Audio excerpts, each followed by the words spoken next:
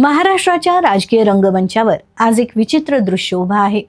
दशकानुदशके पक्षाच्या विचारधारेसाठी रात्रंदिवस झिजणारे, नेत्यांच्या पाठीशी खंबीर उभे असणारे सामान्य कार्यकर्ते आता राजकारणाच्या मुख्य प्रवाहापासून दूर फेकले जात आहेत। नवीन आघाड्या, बदललेली राजकीय समीकरणे आणि सत्तेच्या खेळात निष्ठावंत कार्यकर्ता राजकारणाच्या मुख्य प्रवाहातून कसा बाजूला ठेवला जातो, यावर प्रसारमाध्यमचा हा स्पेशल रिपोर्ट। राजकारणाच्या प्रत्येक जल्लोषामागे एक शांत चेहरा असतो आणि तो म्हणजे कार्यकर्ता। तो मंचावर नसतो, पण मंच उभारण्यात तोच असतो। तो भाषण देत नाही, पण प्रत्येक घरापर्यंत संदेश पोहोचवणारा तोच असतो। निवडणुकीच्या रणधुमाळीत ज्यांची नावे झळकतात ते नेते असतात, पण त्या नावांना अर्थ देणारी शक्ती म्हणजे कार्यकर्त्यांची निष्ठा असते। मतदारांना आपल्या पक्षांच्या विचारधारेच्या प्रवाहात आणण्यासाठी प्रामाणिकपणे झटणारा कार्यकर्ता आता नेत्यांना फक्त घोषणा देण्यासाठीच हवा आहे। राजकारणाच्या बाजारात आता मागणी आहे ती फक्त आणि फक्त निवडून येण्याची क्षमता असणाऱ्या, मॅन मसल पॉवर असणाऱ्या उसन्या कार्यकर्त्यांची। एक काळ असा होता की निवडणूक म्हणजे जिंकण्याचा इव्हेंट नव्हता, तर ती पक्षाची निष्ठा, समाजाशी बांधिलकी आणि प्रामाणिकपणा कार्याची परीक्षा मानली जात होते। उमेदवारी ही अचानक मिळणारी संधी नव्हे, तर अनेक वर्षाच्या संघर्षातून मिळालेली पक्षाची कौतुकाची थाप असायची। निवडणूक जिल्हा परिषदेची सुरू झाली। एका बाजूला काही लोकांनी मला दिलेला शब्द पाळला नाही, माझी फसवणूक केली, तरी देखील मी निर्णय घेतला आणि ह्या जनतेच्या न्यायालयात दाद मागायची ही भूमिका मनामध्ये घेतल्यानंतर मी निवडणुकीच्या रिंगणात उतरलो। खूप अशा भरघोस मताधिक्य तुम्ही मतदारांनी मला दिलं।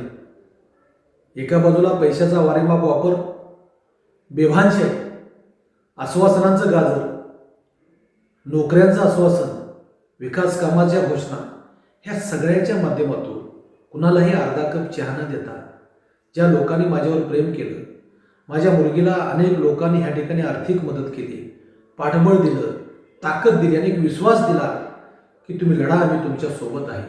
ह्या विश्वासाच्या जीवावर काही लोकांना अद्दल घडवायचं काम ह्या ठिकाणी या मतदारांनी कडगाव मतदारसंघातल्या केलं।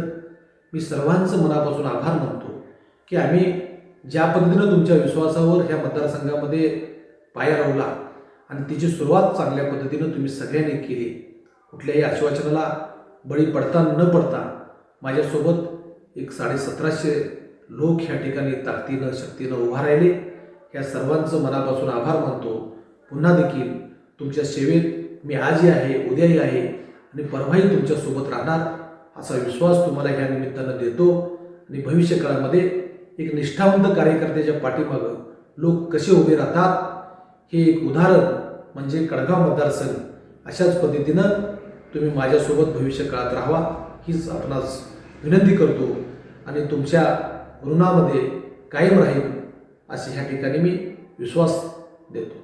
संबंधित उमेदवाराकडे प्रचारासाठी पैसा किती आहे यापेक्षा त्याचा किती जनाधार आहे, त्याची सामाजिक पार्श्वभूमी काय आहे, या गोष्टींना अधिक महत्त्व दिले जायचे। पक्षाची निष्ठा म्हणजे केवळ निवडणूक जवळ आली की आठवण येणारी गोष्ट नव्हती। कार्यकर्ते पक्षाच्या विचारधारेशी जोडलेले असायचे। सत्ता मिळो वा न मिळो, पक्षाचे झेंडे खांद्यावर घेऊन रस्त्यावर उतरण्याची तयारी असायची।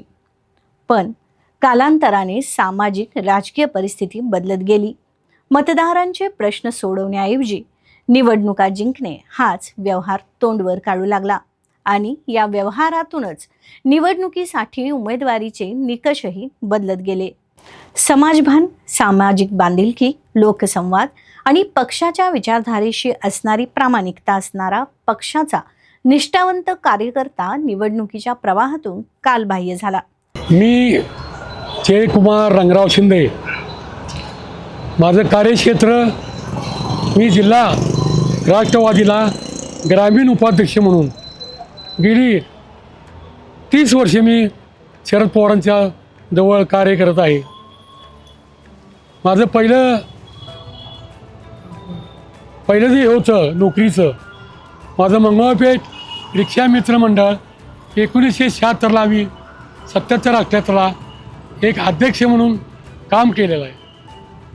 नंतर 1986ला शरद पवारचं येस काँग्रेस जेव्हा निर्माण झालं त्यावेळेला रामभाऊ फाळकेंनी मला शरद पवार दाखवली. तेव्हा त्यागाईपासून आत्तापर्यंत मी 30 वर्ष शरद पवार जवळ आहे. एक कार्यकर्ता माझी मिळकत काही नाही. लोकांची कामं करणे, पक्षाच्या निरनिराळ्या आंदोलनामध्ये माझा सहभाग आहे. माझ्यावर Rajwada police station, Rajarampuri, Laxmipuri, Karveer police station बऱ्याच ठिकाणी माझ्या राजकीय स्वरूपाचे गुन्हे दाखवले आहेत. त्यातले बरेच गुन्हे माझे निर्दोष झालेले आहेत. मी एक गरीब कार्यकर्ता म्हणून काम करत होतो आणि मला पक्षाकडं मी काही मागितलं नाही. ज्यावेळा माझा संसार लग्न झाल्यानंतर मला 2 मुली, 1 मुलगा, माझ्या मुलग्याला नोकरी लावा असं वारंवार मी शरद पवारांना भेटलो. कागलचे पालकमंत्री त्यावेळा मुश्रीफ होते, मुश्रीफांना भेटलो, परंतु काय उपयोग झाला नाही. मला मुश्रीफांनी टाळाटाळ केली माझ्या पोरग्यासाठी आणि त्यातच माझी बायको मयत होऊन जवळजवळ 10 वर्षे झाली. पोरग्यानं नैराश्य होऊन तुझा पक्ष काय करतोय, पोरगं ग्रॅज्युएट होतं, पोरग्यानं आत्महत्या केली. आज मी एकटा आहे.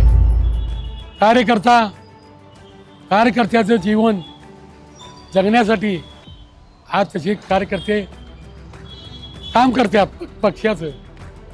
मला काय म्हणायचं आहे, शिवसेना, भाजप, शेका पक्ष, जनसुराज, इतर काही पक्ष आहेत, बरेच कार्यकर्ते देशोधडीला लागलेले आहेत. त्यांना इन्कम नाही, त्यांना मदत नाही, काही नाही.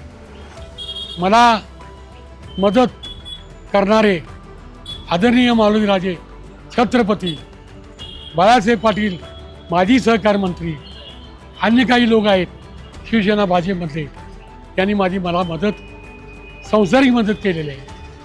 आज माझी परिस्थिती इतकी वाईट आहे. माझी परिस्थिती वाईट झालेली बऱ्याच कार्यकर्त्यांनी बघितलेली आहे. त्यांची परिस्थिती तशी होऊ नये अशी माझी प्रामाणिकपणे इच्छा आहे. सन 2022 झालेल्या सत्तांतरामुळे सर्वच राजकीय पक्षांची सरमिसळ झालेली महाराष्ट्रानं पाहिली आहे. महाराष्ट्रात सत्तेसाठी पक्षांची झालेली फोडाफोडी आणि त्यातून सत्तेच्या सावलीचा आधार घेणाऱ्या उपऱ्या कार्यकर्त्यांचा आणि नेत्यांच्या अभद्र युत्या देखील पाहिल्या आहेत. आणि याच अभद्र युत्यातून निष्ठावंत कार्यकर्त्यांवर उपऱ्या कार्यकर्त्यांचे झालेले अतिक्रमण देखील संपूर्ण महाराष्ट्रानं पाहिले आहे. पुरोगामी म्हणून घेणारे नेते, कार्यकर्ते हिंदुत्वासाठी सत्तेत गेले आणि पक्षांबरोबर विचारांची सुद्धा सरमिसळ झाली. महाविकास आघाडी, महायुती आणि आत्ता पुन्हा नवीन समीकरणे, या बदलांमध्ये विचारधारेची किंमत शून्य झाली आहे.